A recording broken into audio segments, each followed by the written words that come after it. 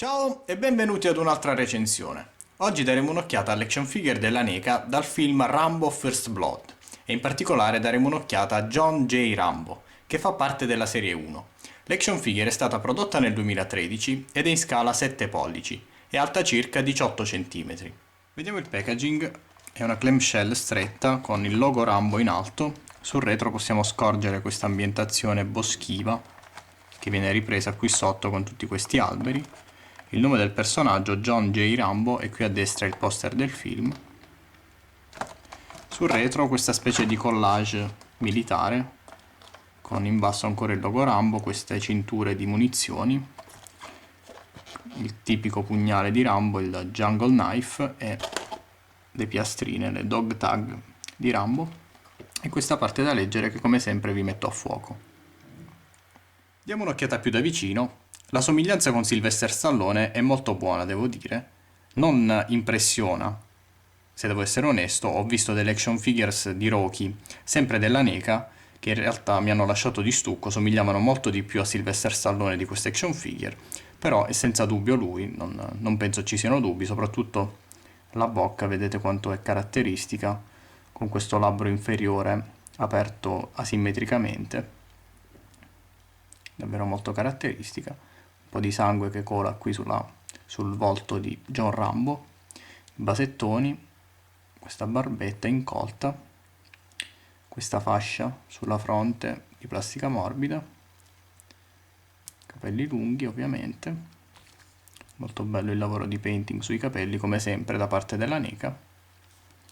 Indossa questa canotta coperta non da una, non da due, ma ben tre cinture di munizioni, davvero super fornito questo Rambo. Vedete il braccio destro è tutto insanguinato fino alla mano,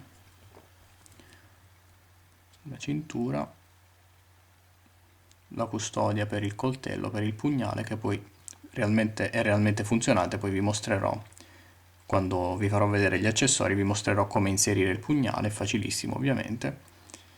I jeans con questo lavaggio di painting molto ben realizzato, devo dire. E anche le scarpe, vedete, sono molto ben dipinte, oltre che ben scolpite. Una cosa che mi ha colpito subito di questa action figure è il colore della pelle. Sembra infatti che sia proprio la plastica ad avere questo colore rosa e non sia quindi painting applicato a posteriori. Questo ovviamente fornisce all'action figure un look molto realistico.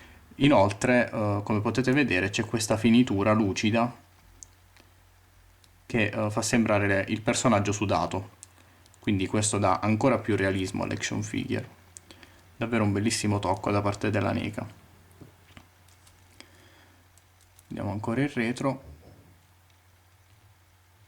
Davvero un action figure molto bella esteticamente. Devo dire che dalle immagini promozionali non mi aveva colpito, ma dal vivo è tutta un'altra cosa. Ancora un altro sguardo al volto. Molto bello, davvero bello. Per quanto riguarda l'articolazione, la testa è su articolazione a sfera ma può muoversi leggermente perché per i capelli lunghi ovviamente. Il braccio può ruotare a 360 gradi e muoversi in fuori e in dentro. Il gomito può piegarsi in un punto e ruotare a 360 gradi. La mano è su articolazione a sfera. Il torso è su articolazione a sfera anche se il range di movimento è abbastanza limitato.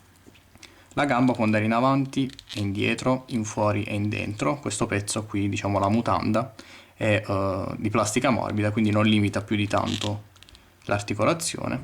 Può anche ruotare nella parte alta della gamba. Poi c'è rotazione qui al ginocchio, che può anche piegarsi in un punto, e articolazione alla caviglia, dove il piede può ruotare e muoversi leggermente in su e in giù. Quindi un'ottima articolazione per essere un action figure della NECA. Infine, per quanto riguarda gli accessori, abbiamo questo fucile enorme, guardate quanto è grande rispetto al Rambo, davvero lunghissimo, con questa cinghia di plastica morbida, molto ben dettagliato come sempre. Devo dire, le armi della NECA sono impressionanti, dei piccoli gioielli. Credo sia un fucile da cecchino perché, come possiamo vedere qui, ha questi cavalletti che purtroppo non si possono abbassare realmente. Sarebbe stato un bellissimo tocco, però mi rendo conto che non l'hanno fatto perché magari si sarebbero rotti, il meccanismo si sarebbe rotto facilmente. Comunque molto ben dettagliato questo fucile. Poi abbiamo il classico Jungle Knife, che non poteva mancare, vedete, con lama seghettata, impugnatura molto ben dettagliata con questa specie di corda sulla impugnatura, appunto, che può essere inserito quindi questo pugnale nella custodia. Molto bello. E poi abbiamo una mano di ricambio per impugnare appunto il pugnale, vedete, scolpita proprio per impugnare il Jungle Knife. E una mano destra di ricambio, mentre questa qui, che ha il personaggio di default, ha il dito sul grilletto, quindi è fatta apposta per impugnare il fucile.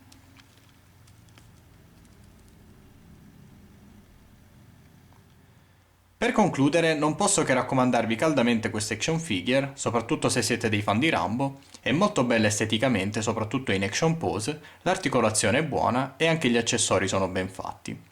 Il prezzo è quello standard di NECA, quindi intorno ai 20 euro, e potete trovarla facilmente sia in fumetteria che su internet. Detto questo, io vi saluto e vi do appuntamento al prossimo video. Ciao!